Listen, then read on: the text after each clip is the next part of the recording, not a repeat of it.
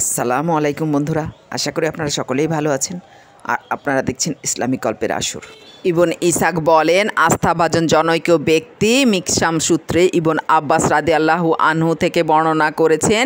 তিনি বলেছেন যে রাসূল সাল্লাল্লাহু আলাইহি ওয়াসাল্লামের নির্দেশে হযরত হামজা রাদিয়াল্লাহু আনহুকে একটি চাদর দ্বারা কাফন পরানো হলো। তিনি তার জানাজা পড়ালেন।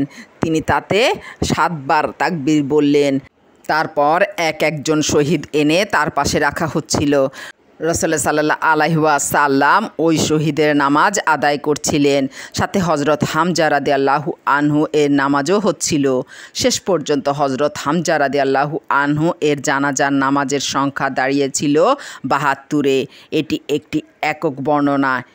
ইমাম আহমদ বলেন, আফফান ইবন মাসউদ রাদিয়াল্লাহু আনহু থেকে বর্ণনা করলেন।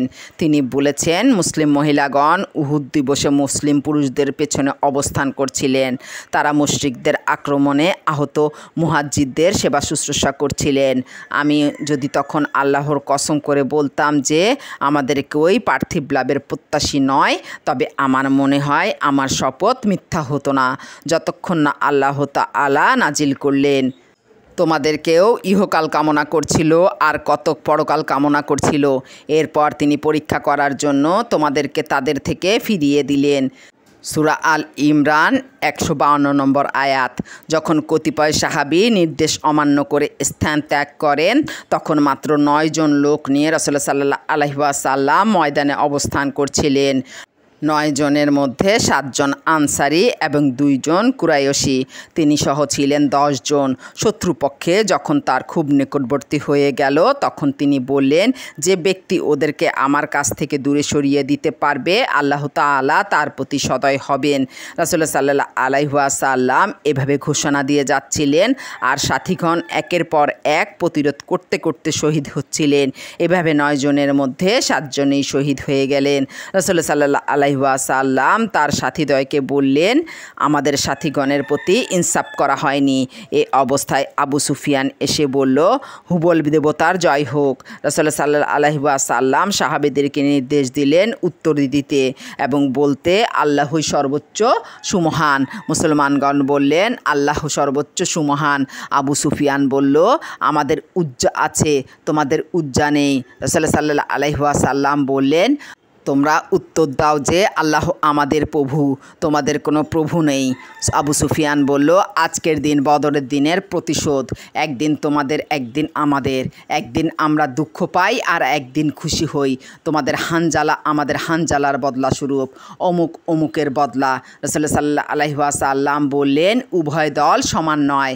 আমাদের নিহত লোকজন মূলত জীবিত, তারা জীবিকা পাচ্ছে, আর তোমাদের নিহতরা জাহান্নামে শাস্তি ভোগ করছে।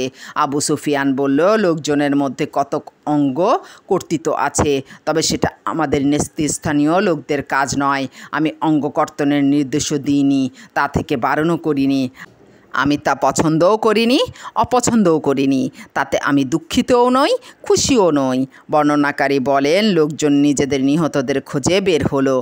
হযরত হামজা রাদিয়াল্লাহু আনহুকে পাওয়া গেল যে তার পেট চিরে ফেলা হয়েছে। হিন্দ তার কলিজা বের করে চিবিয়েছে, কিন্তু তা গিলতে পারেনি। রাসূল সাল্লাল্লাহু আলাইহি ওয়াসাল্লাম জিজ্ঞেস করেছিলেন যে সে কি তার কলিজার কিছুটা খেতে পেরেছে? লোকজন বলল, না, খেতে পারেনি। তিনি বললেন, আল্লাহ তাআলা হযরত হামজা রাদিয়াল্লাহু এর সামান্য অংশও জাহান্নামে প্রবেশ করাবেন না। রাসূল সাল্লাল্লাহু আলাইহি ওয়াসাল্লাম হামজা রাদিয়াল্লাহু আনহুকে সামনে রেখে জানাজা নামাজ আদায় করলেন। এরপর একজন আনসারী শহীদকে উপস্থিত করা হলো। তাকে রাখা হলো হামজা রাদিয়াল্লাহু আনহু এর পাশে।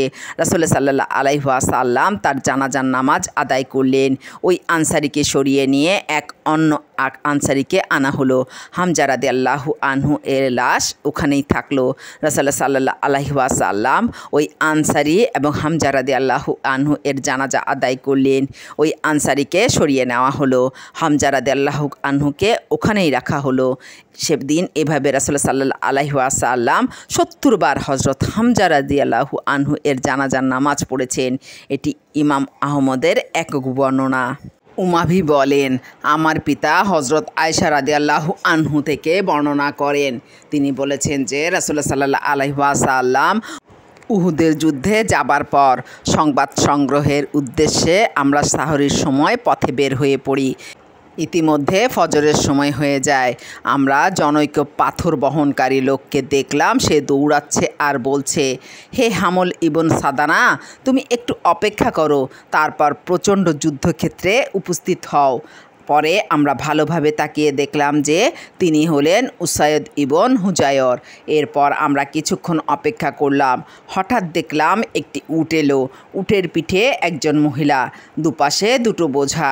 হজরত আয়েশা রাদিয়াল্লাহু আনহু বলেন, আমরা মহিলাটির নিকট গেলাম, তখন দেখতে পাই যে তিনি আমর ইবন জামুহ এর স্ত্রী। আমরা তাকে জিজ্ঞাসা করলাম, সংবাদ কী?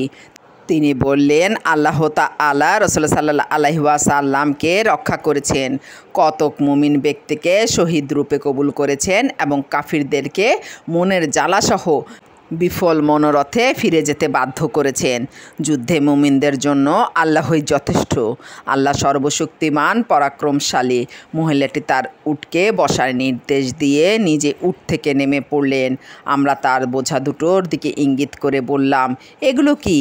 তিনি বললেন, একটি আমার স্বামীর লাশ আর একটি আমার ভাইয়ের লাশ। ইবনে ইসাক বলেন, সাফিয়া বিনতে আব্দুল মুত্তালিব হজরত হামজা রাদিয়াল্লাহু আনহু এর লাশ দেখতে আসেন।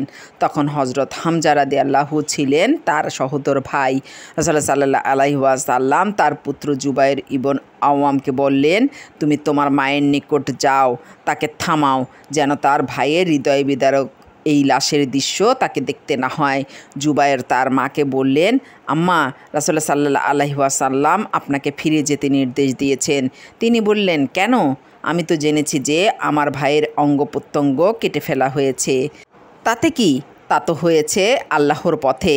আমার জন্য অধিকতর খুশির ব্যাপার আর কি হতে পারে?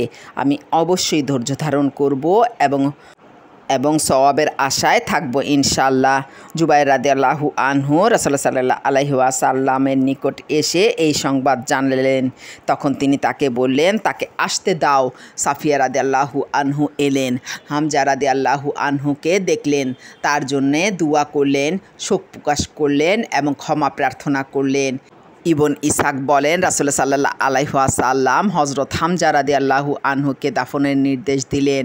তাকে এবং তার সাথে তার ভাগ্নে আবদুল্লাহ ইবন জাহশ ও তার মা উসাইমা বিনতে আব্দুল মুত্তালিবকে দাফন করা হলো। আবদুল্লাহ ইবন জাহশের অঙ্গহানি করা হয়েছিল, কিন্তু বুক চিরে কলিজা বের করা হয়নি। আবদুল্লাহ ইবন জাহশকে বলা হতো আল্লাহর পথে নাক কান কর্তৃত্ব ব্যক্তি। সাদ রাদিয়াল্লাহু আনহু বলেছিলেন, তিনি ও আবদুল্লাহ ইবন জাহশ দুজনে দোয়া করেছিলেন, তাদের দুজনের দোয়াই কবুল হয়েছিল। সাদ রাদিয়াল্লাহু আনহু দোয়া করেছিলেন তিনি যেন কোনো মুশরিক অশ্বারোহী সৈনিকের মুখোমুখি হন এবং তাকে হত্যা করে তার অস্ত্রশস্ত্র কবজা করতে পারেন। বস্তুত তিনি তাই করতে পেরেছিলেন। আবদুল্লাহ ইবনে জাহশ রাদিয়াল্লাহু আনহু দোয়া করেছিলেন যে কোনো অশ্বারোহী মুশরিক সৈন্য যেন তার সম্মুখে এসে পড়ে এবং আল্লাহর পথে ওই সৈন্য যেন তাকে হত্যা করে তার নাক কেটে নেয়। তার ক্ষেত্রে এরূপই ঘটেছিল।